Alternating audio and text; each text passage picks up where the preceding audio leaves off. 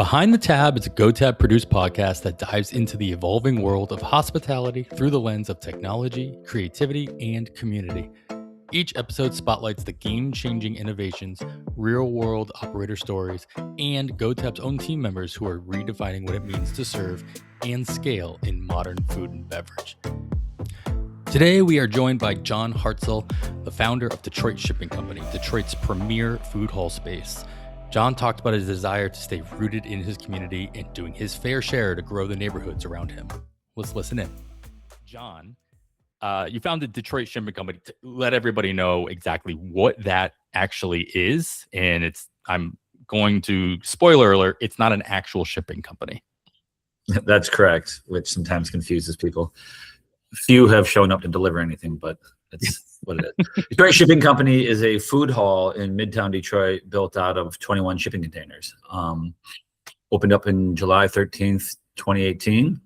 5 food vendors, 3 bars, music stage, art galleries, 2 retail shops, a podcast studio. We actually converted another container into a food shop. So we have 6 food stall vendors.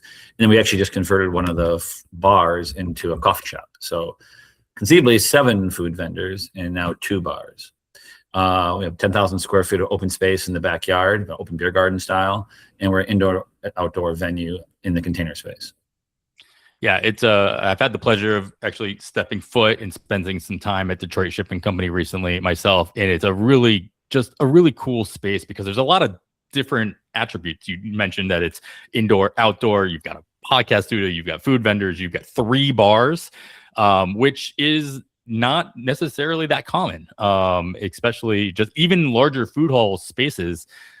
Usually the bar itself is centralized into one spot, and it's a decent sized spot. Would you say 21 containers, 10,000 square feet in general, and to be able to have provided your guests with the opportunity of getting drinks in multiple places is obviously great for the guest experience in general.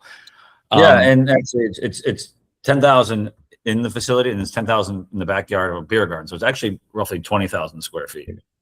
Nice. I used to manage a 50,000 square foot venue, not a food hall, but like more of an entertainment, bowling alley, arcade, bocce court.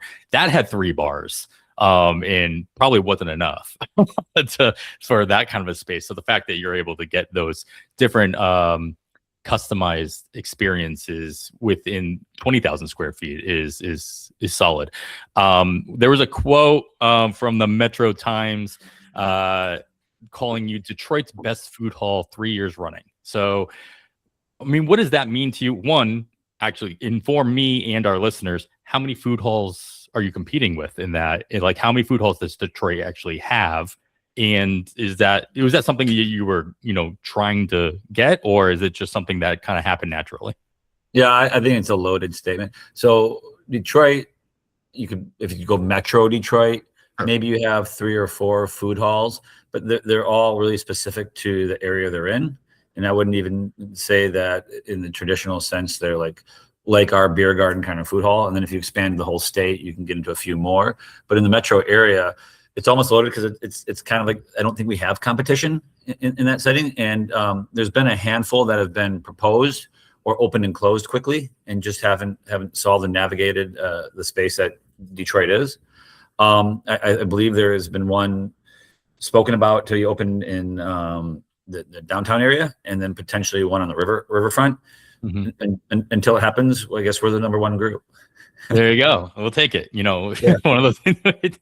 But we've navigated a space. I think it's been difficult for others, and I think it's because of our programming and our smaller footprint, and how we're approachable to the community. And we're not trying to put national brand and trying to be a large space. We're trying to be community space, and we're trying to represent the community that is Southeast Michigan, and I think that's helped us a ton. Yeah, that's a big part of what I wanted to talk to you about today. And it's just the idea of what kind of role you feel Detroit Shipping Company and you as a Detroit, native, play in that community. You picked Midtown to build out Detroit Shipping Company. when that wasn't necessarily a neighborhood that a lot of people were putting time and effort into it. So why did you pick that, and what keeps you going strong in that community? Yeah. When we set out to do this, we didn't know what we were going to do. It's a group of just friends I grew up with. And we were all sitting at a table at a bachelor party in New Orleans because everybody had left the state but me. So it was a destination for everyone to go there. And at the table, there was just kind of talent all over the table: an architect, a finance guy, a marketing guy, a construction guy, and a fool who still lived in town. And just the idea was, let's invest and do something in Detroit that we felt would be impactful, but we just didn't know what it was going to be. And so at that point, everyone kind of pledged a soft yes. And then I just started splunkering through neighborhoods, trying to figure out who's investing where, what's coming where, what's real, what's not real. Detroit's really spread out into a lot of destination points, and trying to fill, where the investment line was coming. This is 2014 and 15. So it's really starting to try to solve itself as a city. We thought Midtown was not attainable based on some of the overpriced properties. And at the time, again, we didn't know we were doing a food hall. We were just looking at buildings. Let's just remodel a building and again, just do our fair share. But at the same time, I was part of a facility national group that would go around and we would do these trade shows, and we'd remodel a homeless shelter's kitchen wherever town we went to. And then we'd have the trade show. And the trade show was really curated by hospitality groups, because we were focused on corporate restaurants, P.F. Chang's, Chili's, Red Lobster, Tim Hortons. And I really got into a lot of spaces and experiences of entertainment, like as you mentioned earlier, and just this discovery dining, right? A lot of twists and turns in one venue. And the people at the conference were all, well-versed in experience, because that's all they produced across the country is food and entertainment experience. And so I started pitching that to the group of guys I was with, saying that I think, Detroit kind of lacks this element. And, I'm not sure where it's going to be, but let's start exploring it. And at the same time, on my social algorithm, I kept getting little container cafes popping up, which I found super charming. I was like, I really like that. Sure. So I kind of just pitched 5 rectangles in an open field and said, what if it's just 5 containers and a stage and just food, beverage, and then just people open air. And at the time we had found some property on Michigan Avenue in Corktown, which was vacant for maybe 30, 40 years. And we thought that'd be wonderful, right? Because a couple times a year, a nice parade comes through there, some experiences there. There's a lot of historic bars in that town. And it made sense to us. So we started drawing up a container, open air 11 container food hall or food court, whatever you want to call it, in this little location. And, we were pretty ignorant on how development works. So we spent a ton of money designing and planning and got all our investment together, but we didn't actually own the property. We were just under contract, but not closed. In the end, they didn't sell us the property. They sold it to a family member instead. So we kind of scrambled and, started peppering the city, the mayor's office in the city of Detroit, and DEGC and Land Bank and all these different groups that are sort of connected but not connected. And it was all just a disheveled mess in trying to organize how to buy property or find property in the city. At the time, so our pitch kind of came across to a business alderman in Midtown who asked us to come with her on a car tour. And she drove us all through Midtown, and she drove us to the site we're at. And she said, I want you here. And particularly because she had investments coming from other small food vendors. A brewery was coming on the block around. Right on the corner, there was a tattoo parlor, a Chinese restaurant, and a couple other little beer growler place. And we wanted to cluster business together and help turn lights on, and develop the space together. So that mission felt really good to us. Again, because it kind of matched, our goal was, again, just to invest and do our share. And that property was twice the size of the property we looked at in Midtown, or in Corktown. So now all of a sudden we're building a parking lot. We went from 1 story to 2 stories. And as I was going to more and more trade shows with this food and beverage group, experiencing more things and understanding, the time layout of dining, of grab drink, grab food, walk and explore. I just kept adding more elements to our concept. Why don't we do art gallery that brings in local and regional people that can then bring in more points of interest. We had a t-shirt shop that printed on site when we originally opened. I loved that. So it'd take you about 6 minutes to print a shirt. You pick your size, your color, your print, and halfway through a beer, you're done. So by the time you get out, you're almost ready for another beer, which I loved. So it just all kind of just wasn't like to set out like, hey, we're building a McDonald's and here's your $1 million template. This Sure. whole thing, just how do we end up in Midtown? Just through connections and community and other people with similar missions, trying to ask, let's put flags down here and turn lights on and support this growth. Yeah, I mean, I love that last point you're talking about, like the experiential dining, to an extent, or discovery dining, the term that you used. I thought it was a really good one. The idea that there's something to do in addition to consuming, right? That's a great example of the t-shirt. There's a laundry mat bar in my general neighborhood. I always thought that was a clever way of like, hey, I'm gonna be here anyway. I can't go anywhere. I'm gonna put my clothes in the dryer. I gotta sit here for 45 minutes. I might as well also enjoy myself with a beer or and most of you are single, so instead of doing the weird half eye glance flirting, just get to flirting. Just skip right to the end game. Yeah. Get your drinks, get to flirting, check their underwear, see if they're gross, and it's okay or not.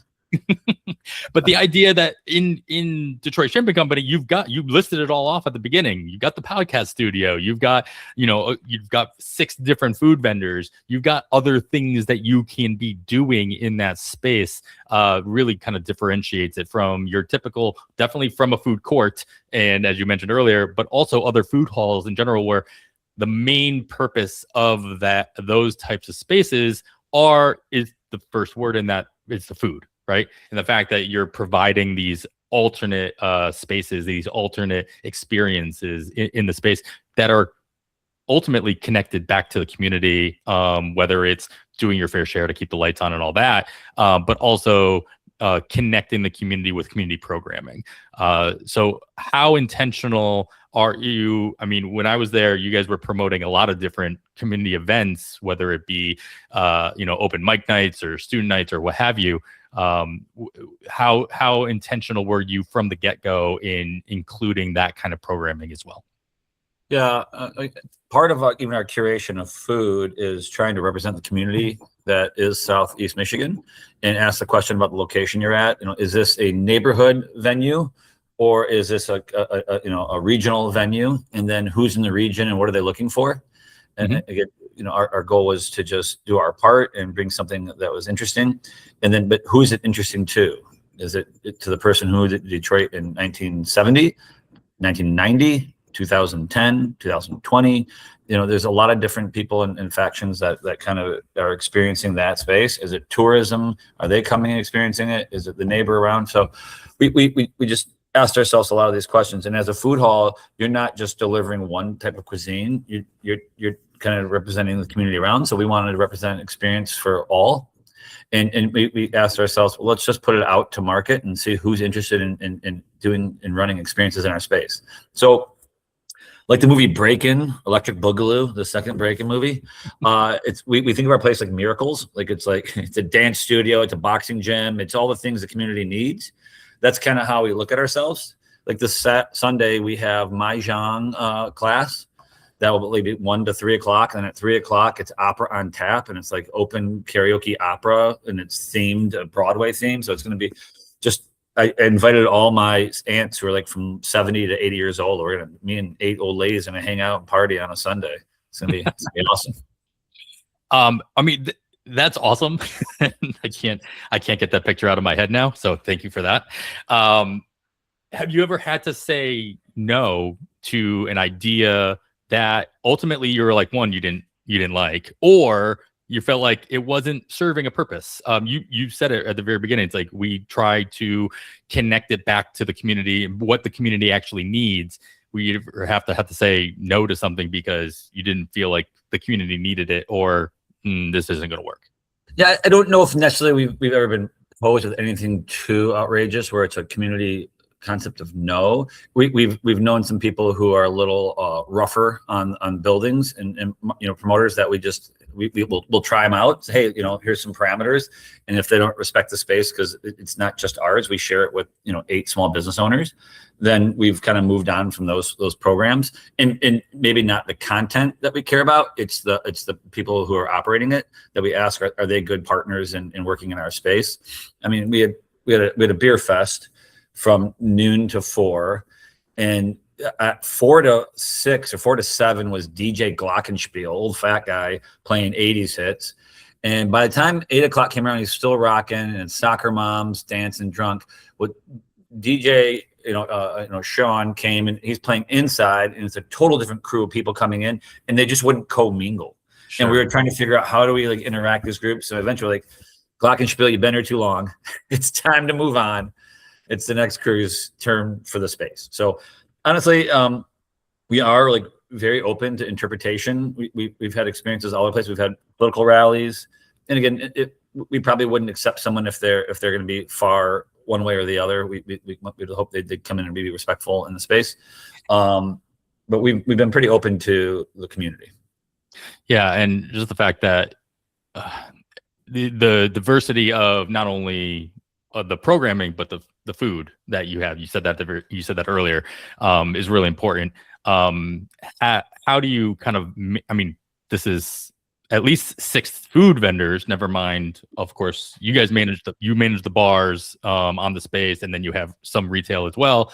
How do you manage the personalities? Have got to be difficult to manage because they're all trying to run their own business in addition to being part of this community that Detroit Shipping Company has created. Never mind also the grander picture that you're describing as being part of the neighborhood and the broader community. How difficult is that? Is managing that role as the who's managing this space? Yeah, I think years 1, 2, and 3 are the hardest because you're figuring out what the space is, who the people are. You're starting to hit those moments of exchange that aren't always great, and you don't have protocols maybe set up, or you shortchanged your SOP and you weren't sure how to handle something, and you're upsetting someone. We're in year 8. Some of the food vendors have been with us the whole time. Mm-hmm. Some have been here a long time, and it's interesting that the new ones have come in with a lot of energy, and they're coming in and asking questions, and a lot of the answers are already there. We've already been through the experience, and so we're able to organize and handle it. We do a weekly half an hour touch point with all owners, and it's funny. Some of the longstanding people like just send in their AI robot to listen, and they listen to it later. And like I said, the newer people are very engaged and want to ask questions about why we choose to market somewhere, why we choose to have an event like we did, how can we adjust next time, and we're just amenable to like how does it affect everyone. I think again, we didn't set out to make money on this. The guiding light was to invest in the community, right? That we all, my friends and I, all would go down and hang out and party, go to all the games, you go to the raves, you go to all the shows. We were going and hanging out in the late 90s, early 2000s in that space. And then none of us actually lived in the city. None of us worked in the city. The corporate restaurants I worked for at the time when I was doing all my facility construction work, only one had one shop in Detroit. The rest were all danced all around it. And it was just like, I felt like I wasn't part of this growth of Southeast Michigan, right? And just doing my fair share. So I think it helps because when we get in, we think of the food vendors and we understand they're small business owners, right? And the kind of the margins food vendors deal with. And, we understand how much work they do. They're in their kitchen. Some of them in the kitchens 80, 90 hours a week. Mm-hmm. These kitchens are 170 square feet. So we're really a community and a family. There's one lady that has been there the whole time. She's known as Mama to everyone. And she walks around and she like, if it's your birthday, she knows it's your birthday, you're getting free food. If it's not your birthday, she'll tell you it's your birthday, you're getting free food. Like she's amazing. And everyone they all share in each other's growth and experiences. Someone gets an award, they're all backing them up and supporting them. So it really is a community space. So it makes it easier when that's your guiding light, is that we're all doing it together. And this goes into the entire theme of what we've been talking about. It's like, not only are you building or you've built this space to be part of a broader community, you've created a community like within the space where your community is made up of a very eclectic group of business owners that are ultimately all striving for the same general thing. Not only is their own individual success, but the success of the space and the success of the guest experience in general. And so let's kind of close this out. I mean, we talked a lot about broader sense of, community and the business and all that. But like as a guest, when I walk into a restaurant, there's certain things I expect. When I walk into a food hall or a grander food hall that's not as eclectic as you've put together, I have certain expectations. What does a guest that walks into Detroit Shipping Company, or what should they be expecting out of their experience, whether they're here for DJ Glock or whatever, or they're here for opera karaoke, or they just happen to be walking through the neighborhood or they found you online, or whatever the reason that they're there? What should they be expecting? One, I want them to find great flavor food profiles, and to food hall correctly, don't just go get a big meal from one spot. Please taste from all the vendors. That needs to be sent out to the world. This is how you food hall correctly. I see too often someone just gets a giant dish and just sits there and scoops to themselves. Like, no, share with your table, taste the profiles, have the flavors. But come in understanding that you should be experiencing as much as you can in the space. I've heard too many times people come in, I eat this every time. You're not doing it. You're not doing it right. I'm glad you love it. Love it, but go taste all these other profiles. We've tried to collect this group, and then also the same statement is, it's amazing how people didn't know we had a backyard, which is 10,000 square feet beer garden space. Mm-hmm. Like, I didn't even know it was back there. People don't go into restaurants thinking I should walk around, right? That's not a standard. And I always got break myself of the thought of, I know what to do.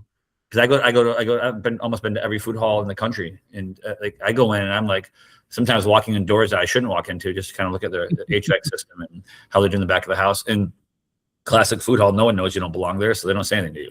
You're just back there. Mm-hmm. But most people walk in not understanding how to food hall. There was an early article by one of the newspapers who, when we originally had like a post up of how to food hall on our front, she mocked it and it's like, no shit, buddy. Of course, that's what you do. You say that. Then go to every other restaurant. A host seats you. You sit down. Right. You wait for everything to come to you. And you don't know. You can go discover and explore and walk around. So I think if you're coming to ShipCo, order food. It might take a minute. Grab a drink from the bar. Walk around. When you get buzzed up, then go find a seat. But go check everything out. Go check out the dog apparel shop. Go check things out. Go see the coffee guy, who's also he's like roasting beans, and he's got baked goods from a bakery about three miles away. All awesome stuff. Grab little bites of that. And there's merch shops in there. You can grab little things for trinkets. Go walk around and see it. Yeah, just the idea that when you walk into Detroit Shipping Company, that's where you're walking into. You're walking into Detroit Shipping Company. You should be experiencing as much of Detroit Shipping Company as you can. Now, there's always going to be somebody who's on their lunch break or somebody who's coming in individually. I know I want the chicken skewers. I know I want that burger. I know I want whatever. I don't have a lot of time. Yeah, sure. If you know the space, you've been there a bunch of times, you've already kind of done the rounds, get what you need to get. But the idea that, your space is built to be not to be standing still. It's very just by walking up to the front of the space, you can see that it's built out of multiple containers, which just by looking at it tells you as a guest, hey, there's a lot of things to experience in this space. So I want to give a shout out to that as well. It's just you were very thoughtful in the way in which you put it together so that it would shout out that fact to anybody that was walking in. So that was definitely some thought put into that as well. It goes back to your original plan. It's just let's put 4 or 5 shipping containers in an open air space. You would never think to, go into that kind of a space and only go to one space. You want to walk around. There was a food truck. There's a food truck group in the Bay Area. I used to live in the San Francisco Bay Area, called Off the Grid. And they always were in the same space every week. Or they had 3 or 4 spaces around the Bay Area that they would post up in, but there were always different food trucks. And there was no way I was going to be able to go into that space and just pick the first food truck. I had to do a lap. I had to do a lap. Yeah. You have to know what Yeah. what is being offered. And your space is very similar in that manner. Where it's like I walk in, all right, I can see that there's I think there's 4 food vendors on the first floor. There was 1 or 2 upstairs. Like you said, the coffee, and then another bar on the outside area.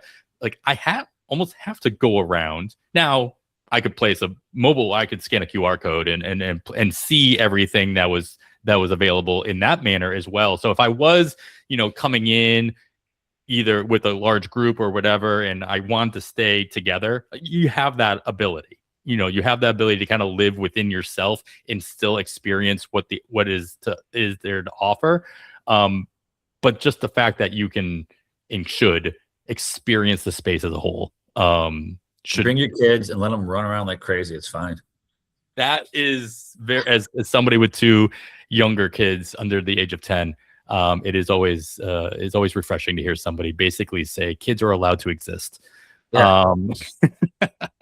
Now who else will clean under the table? Get those kids under. I don't know. My kids wouldn't be doing any cleaning under the table. They'd be creating the mess. It's the 2-year-old who discovers that. What's this? They look at it. They're walking around. Then the other guy with the dog, he cleans. You're right. The dog cleans. The dog will lick under the table. Yes. The kid will find weird items. We're set. There we go. Stay home. All right. We talked about that. You've got 6 food vendors. I'm gonna put you on the spot here. You don't have to name them by name, or I'm not going to ask you who's your favorite vendor, but right now, of all the menus that are available from all your vendors, what is your favorite item that is being offered? It's lame. It's gonna be a lame answer, and it's based on I've gained too much weight in the last couple of years. So the sushi shop opened up, and I get the most bland, plain sushi ever. And cause I'm just trying not to pile on the calories.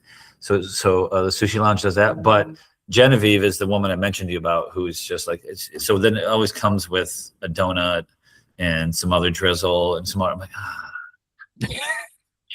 but so she, we used to have a coffee ice cream shop on the 2nd floor, but we don't do lunch during the week, which really kind of kills a coffee spot. And not being on the 1st floor, having access to walk up.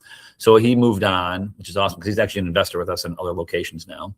And the sushi shop came in. And at first, she was having a struggle with her numbers on sushi, right? Do I need more signs and all that? We kind of just talked through like, well, out of 100 people, how many eat sushi? 10? And out of those 10 people, how many want sushi today? 3? Right, so you're already down to maybe 3% of the patrons grabbing it. So what does everybody want that we don't have? And I said we don't have dessert donuts. Like do donuts, do a mochi, do something like that. And she's super gluten free, and that's everything's. So she's just the next day, all of a sudden she's pummeling me with all these she's trying all this dough and trying these donuts, and just awesome. And those are super good. And so when I work there, she'll start cooking those up, and it smells so good. Don't do this to me.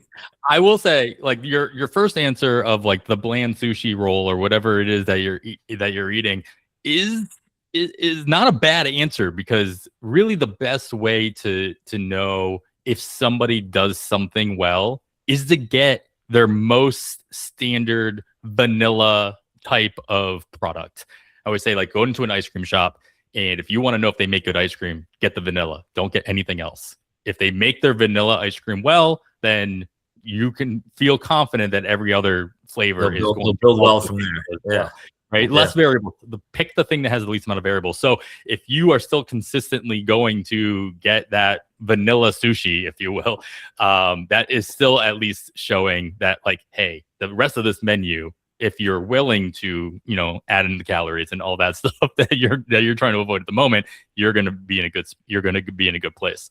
And then you know what? I'm looking through this outline, and I'm like, you already answered most of these questions, John. You did a good job. I generally tend to tail into more story and everything, and it all absorbs into other spaces. Yeah. Quite frankly, all the food vendors are awesome. We, it's hard to get late night in a food hall, and maybe you see this across all the other food halls. If you were just a regular kitchen, you can keep one guy on staff who can pare your menu down. He can run, the late night crowd, because they're going to pare down, eat maybe 10% of what your normal menu is. Food hall, that means, for every stall, you need one person to stay.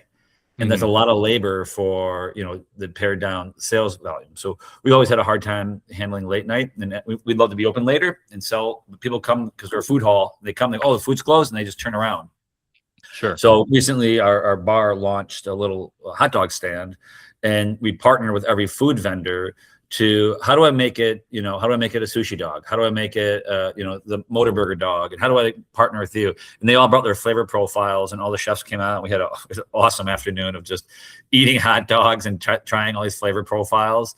That's awesome. That's part of the fun part of being in there, is like actually experiencing that they're all really talented chefs, and they're doing small menus, and I could throw a hot dog out and I can get it 8 different ways from these people. That it was an amazing experience. Again, talking about calorie counting, that was but I think the food vendors we picked in Detroit is super, super dense with quality food.